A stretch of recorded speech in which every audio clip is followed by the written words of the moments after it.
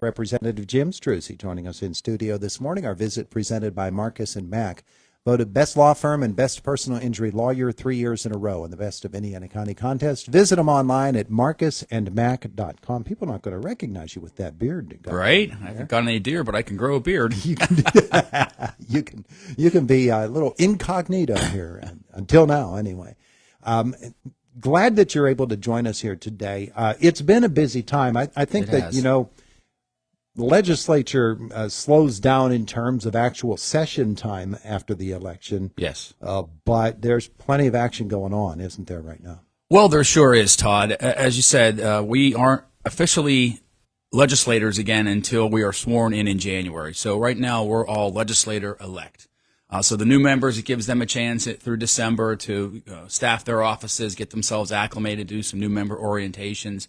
But for me, it's been very busy because I was elected to the appropriations chair of the Republican caucus. So I've been in Harrisburg a lot, kind of getting my staff up to speed, getting some new members in place, working with the new members for their orientation so they understand what we do, working with the new leadership team. So there's been a lot of work happening behind the scenes. At the same time, we're also getting legislation ready to go. So I've been putting out co-sponsor memos, tweaking bills that I've had in the past that, had some input from stakeholders, making those bills better, hopefully get them over the finish line here in these next 2 years for the upcoming session. So there's a lot that's been occurring behind the scenes for sure. In the past, of course, we have talked with you often about the appropriations process and the role that it plays in fashioning a budget. And while you've been on the committee and able to ask questions at the hearings, as you get this role now, this new expanded role, it puts you right there at the table and gives you much more of an opportunity to have an impact on the way that the budget talks will go. Well, it sure does, and I'm very excited at the opportunity that my colleagues have given to me through the leadership election process. Being the appropriations chairman, you can guide the ship a little bit more, work with your committee, work with your staff. I have a much larger staff now of budget analysts and administrative assistants to help us do that work.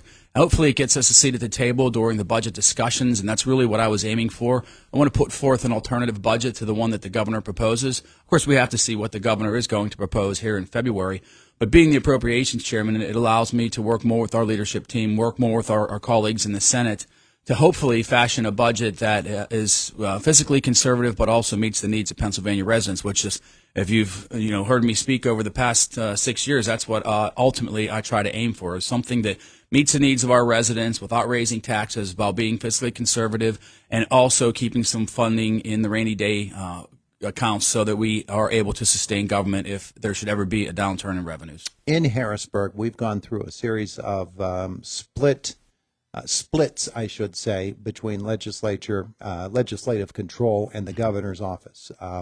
It's the case again this time. Yes. But it's a much, much slimmer margin. It's Democratic governor, Democratic House by one vote. Yes. And Republican Senate. I think it's been 2012 since the Republicans, when Corbett was elected, since Republicans had the majority and also had the House and the Senate. When you have this type of a split in the legislature, I think it actually can work to the advantage of the people of Pennsylvania, because you've got both sides coming at it, and both sides can add their perspectives, and there's a little bit that is given each way. Is that the way you look at it? Sure. I think that we all realize over the past 2 years, especially the leadership in the House from the Democratic side, that we do need to work together, that people want to see us work together to do good for families, to do good for our business community, to do good for our communities in general, to keep our communities safe. I think that that's what people want to see. They don't want to see the bickering and the fighting. And when we only have one vote that makes a difference in the majority or the minority, that's what we hope to see. And that was one of the main reasons that I ran for leadership. I've been working hard over the past 6 years since I've been in office to build good relationships, to work with my colleagues, both in the Senate and across the aisle in the House, to hopefully move the gauge forward so that we can do good for people. And that's what I hope to do. I'm going to work well with our Republican colleagues in the Senate to be a good voice for common sense legislation, for a good budget that helps Pennsylvania families. When we talked with you last, we talked a little bit about the number of bills, and you had a lot of them in the last legislative session. And I don't know how much work you've been able to do in tweaking one here or there in order to maybe get it a little closer to the finish line. I know it's been a continual source of frustration for you. The fact that the legislature hasn't met as often under the current leadership, and it looks like that leadership role is going to continue, that model. What are your hopes for legislation that you want to see passed? Well, I'm always hopeful. I have a number of bills that I'm already putting out there as co-sponsor memos, many that you'd be familiar with, many that help with substance abuse disorders, help with our healthcare industry, help with mental health, help with our local communities in law enforcement, help with stormwater maintenance, help with infrastructure, all those types of bills. We're queuing up again to have them reintroduced. And as I said, you do tweak them. As you go through the process, you hear from your colleagues, you hear from stakeholders. If they should happen to be voted on in the committee or have a hearing, you hear from people about how you can make it better, how you can change it so that it can make it over the finish line. So it's an ongoing process. And in many cases, I think it's a good process because that enables you to create a better piece of legislation that meets the needs rather than causing some unintended consequences that sometimes happens with legislation that gets pushed through too quickly. Mm-hmm. And so it is a process, but I'm hopeful that this session will be better, although we are looking at some special elections that will probably be coming up from people who are going to be running for different offices as we go through the course of the next 2 years. So we could see some of those gaps in session days. I'm hopeful that we don't and that we can get things accomplished, but you never know with a legislature that's as big as we have in Pennsylvania. Things do change, and it is a process. At the end of each high school athletic season, you end up with renewed calls for oversight of the PIAA. And there have actually been steps taken in the last 6 months to try to make that happen. More oversight of the PIAA, investigating how it operates, where its money goes. Of course, the fairness in broadcasting is a separate part of the whole situation. Yes. The private school versus public schools debate, all of that going on. Do you see the PIAA oversight actually making a move and people getting serious about it anytime soon? Absolutely, Todd. As you know, you mentioned the Fairness in Broadcasting Act, the legislation that I've been putting out for several sessions now, and I will be putting that out again for co-sponsor memos and ultimately introduced as a bill. Late in last year's session, or I guess this year's session, but this session, we introduced that resolution to conduct a study of the PIAA, and that resolution passed. So that study is underway, looking at how are they spending their money, how are they making the decisions they make, what are their policies. All those things need to be understood and basically put on the table so we can see why they're doing the things that they're doing, how they're doing the things that they're doing, and ultimately how it's affecting student athletes and their families. So that study should be completed in 90 days. So if we went from our last session date, that should be early in 2025. That will give us factual data that we can use to then construct legislation if necessary, or it could prompt them to actually make some moves on their own to address some of these concerns that have been publicly voiced from all walks, bipartisan, bicameral. I think everyone understands that something has to change with the PIAA. Power structure is mind-boggling, the way that system is set up.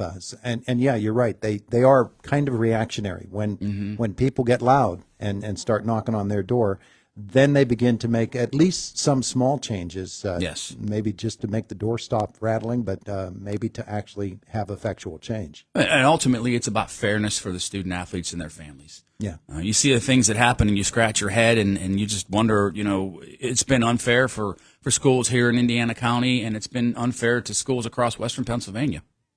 January begins and you begin work. The swearing-in day is always an interesting day, isn't it? It is, yeah. It's coming up. It'll be the second week in January, always the first Tuesday of the new year, the new session. So we'll be there to get sworn in, and then the governor will give his budget address in early February. We'll start the budget hearings that I'll be closely involved in, even more so now, and then we'll be right back into voting session. Meantime, you are gathering information. You're working with your office staff in order to prepare for that session. You're also hearing from constituents, aren't you? Yes, absolutely. We still have a lot of meetings in the office, a lot of people coming in to share their issues and concerns, and we ultimately try to help as much as we can. I have a great staff here in the district. As you know, we have an office in Indiana, office in Blairsville, an office on Thursdays in Homer City, and in Salzburg Monday through Wednesday. So we're here to listen. We're here to help. Any issues that people have, any state concerns, please give us a call or stop in and visit my website, repstruzzi.com. You can send us an email with those concerns as well, but we are very in tune with what's happening in our communities, and we do everything we can to help. He is State Representative Jim Struzzi joining us here this morning. Hey, best of holiday seasons to you. Merry Christmas. Happy New Year. Thank you, Todd. Merry Christmas to you, and Merry Christmas to everyone who's listening. Have a wonderful, wonderful season, and we will catch up with you soon. Yeah, we'll see you next year. Representative Jim Struzzi joining us here this morning on Indiana in the Morning. Fox News coming up next at the top of the hour, a couple of moments away, and then Josh Widdison from our WCCS newsroom. AccuWeather says today, cloudy, windy, on the way to 25 degrees. You back in the woods tomorrow or today or? Oh, Saturday. We'll Saturday. be out there Saturday. Going to be out there Saturday. Look, that's the last day, isn't it? It is. It is. Last day for him to get a deer. Stay out of the way. He's got some work to do. It's Indiana in the Morning on the voice of Indiana County, WCCS 101.1 FM, AM 1160. GCES.